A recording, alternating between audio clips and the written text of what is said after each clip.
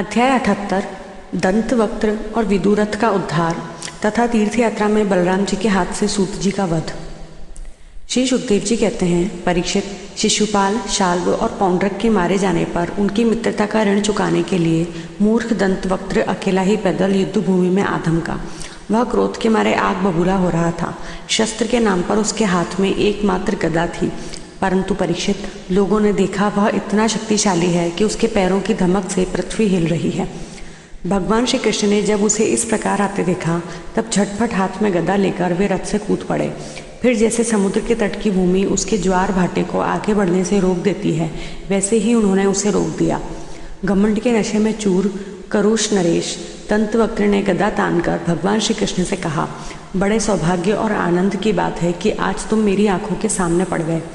कृष्ण, तुम मेरे मामा के लड़के हो, इसलिए तुम्हें मारना तो नहीं चाहिए, परंतु एक तो तुमने मेरे मित्रों को मार डाला है और दूसरे मुझे भी मारना चाहते हो, इसलिए मतिमंद, आज मैं तुम्हें अपनी वज्र कर्कश गदा से चूर चूर कर डालूंगा। मूर्ख, वैसे तो तुम मेरे संबंधी हो, फिर भी हो शत्रु ही, जैसे अपने ही शरीर में रहने वाला कोई रोग हो। मैं अपने मित्रों से बड़ा प्रेम करता हूँ, उनका मुझ पर ऋण है। अब तुम्हें मारकर ही मैं उनके ऋण से उऋण हो सकता हूँ। जैसे महावत अंकुश से हाथी को घायल करता है, वैसे ही दंतवक्त्र ने अपनी कड़वी बातों से श्री कृष्ण को चोट पहुंचाने की चेष्टा की और फिर वह उनके सिर पर बड़े वेग से गदा मारकर सिंह के समान गरज उठा।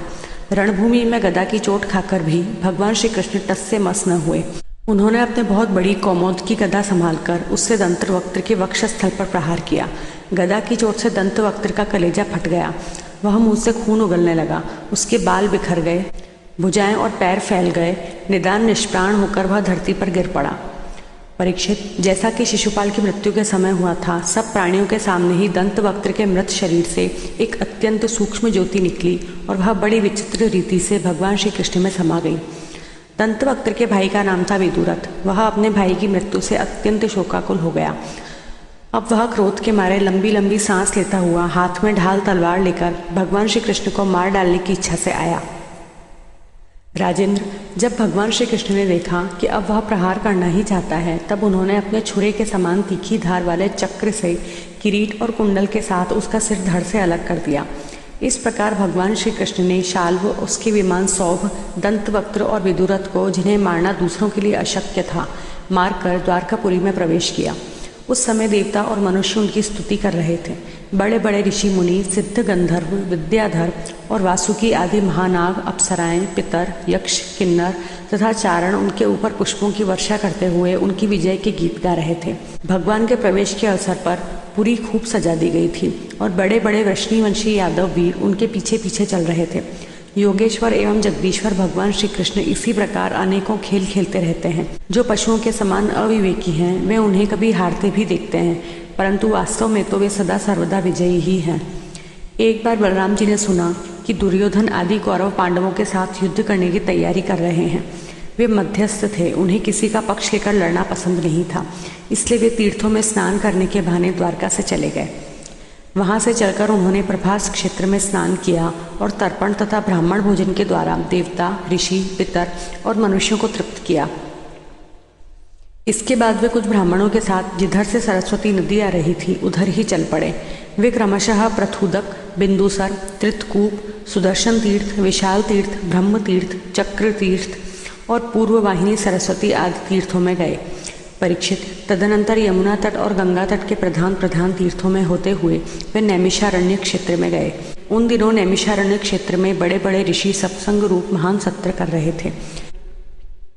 दीर्घकाल तक सत्संग सत्र का नियम लेकर बैठे हुए ऋषियों ने बलराम जी को आया देख अपने अपने आसनों से उठकर उनका स्वागत सत्कार किया और यथा योग्य प्रणाम आशीर्वाद करके उनकी पूजा की। वे अपने साथियों के साथ आसन ग्रहण करके बैठ गए और उनकी अर्चा पूजा हो चुकी। तब उन्होंने देखा कि भगवान व्यास के शिष्य रोमहर्षण व्यास गद्दी पर बैठे हुए हैं। बलराम जी ने देखा कि रोमहर्षण जी सूत जाति में उत्पन्न होने पर भी उन श्रेष्ठ ब्राह्मणों से ऊंचे आसन पर बैठे हुए हैं और उनके आने पर न तो उठकर स्वागत करते हैं और न हाथ जोड़कर प्रणाम करते हैं। इस प्रकार बलराम जी को क्रोध आ गया। वे कहने लगे कि यह रोमहर्षण प्रतिलोम जाति का होने पर भी इन श्रेष्ठ ब्राह्मणों से तथा धर्म के रक्षक हम लोगों से ऊपर बैठा हुआ है, इसलिए यह दुर्बुद्धि मृत्युदंड का पात्र है। भगवान व्यासदेव का शिष्य होकर इसने इतिहास, पुराण, धर्मशास्त्र आदि बहुत से शास्त्रों का अध्ययन भी किया है, परंतु अभी इसका अपने मन पर संयम नहीं है। यह विनयी नहीं, उद्दंड है। इस अजित आत्मा ने झूठ मूठ अपने को बहुत बड़ा पंडित मान रखा है। जैसे नट की सारी चेष्टाएं अभिनय मात्र होती हैं, वैसे ही इसका सारा अध्ययन स्वांग के लिए है। उससे न इसका लाभ है और न किसी दूसरे का। जो लोग धर्म का चिन्ह धारण करते हैं परंतु धर्म का पालन नहीं करते, वे अधिक पापी हैं और वे मेरे लिए वध करने योग्य हैं। इस जगत में इसीलिए मैंने अवतार धारण किया है। भगवान बलराम जी यद्यपि तीर्थ यात्रा के कारण दुष्टों के वध से भी अलग हो गए थे, फिर भी इतना कहकर उन्होंने अपने हाथ में स्थित कुश की नोक से उन पर प्रहार कर दिया और वे तुरंत मर गए। होनहार ही ऐसी थी। सूत के मरते ही सब ऋषि मुनि हाय हाय करने लगे। सबके चित्त खिन्न हो गए। उन्होंने देवादिदेव भगवान श्री बलराम जी से कहा, प्रभु आपने यह बहुत बड़ा अधर्म किया है। यदुवंश शिरोमणि सूत जी को हम लोगों ने ही ब्राह्मणोचित आसन पर बैठाया था और जब तक हमारा यह सत्र समाप्त न हो तब तक के लिए उन्हें शारीरिक कष्ट से रहित आयु भी दे दी थी। आपने अनजान में यह ऐसा काम कर दिया जो ब्रह्म हत्या के समान है। हम लोग यह मानते हैं कि आप योगेश्वर हैं, वेद भी आप पर शासन नहीं कर सकता। फिर भी आपसे यह प्रार्थना है कि आपका अवतार लोगों को पवित्र करने के लिए हुआ है। यदि आप किसी की प्रेरणा के बिना स्वयं अपनी इच्छा से ही इस ब्रह्म हत्या का प्रायश्चित कर लेंगे तो इससे लोगों को बहुत शिक्षा मिलेगी। भगवान बलराम ने कहा, मैं लोगों को शिक्षा देने के लिए, लोगों पर अनुग्रह करने के लिए इस ब्रह्म हत्या का प्रायश्चित अवश्य करूँगा। अतः इसके लिए प्रथम श्रेणी का जो प्रायश्चित हो आप लोग उसी का विधान कीजिए। आप लोग इस सूत को लंबी आयु, बल, इंद्रिय शक्ति आदि जो कुछ भी देना चाहते हो मुझे बतला दीजिए। मैं अपने योग बल से सब कुछ संपन्न किए देता हूँ।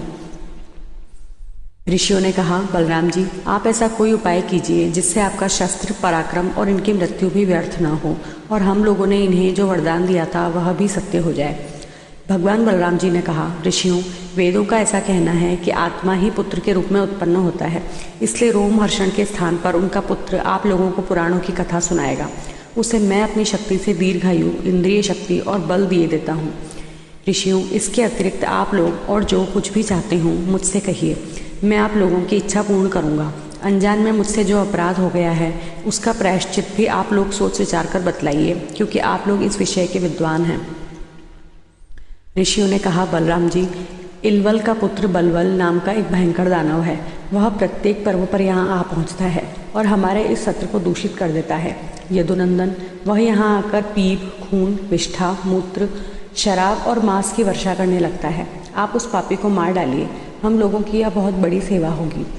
इसके बाद आप एकाग्रचित से तीर्थों में स्नान करते हुए 12 महीनों तक भारतवर्ष की परिक्रमा करते हुए विचरण कीजिए।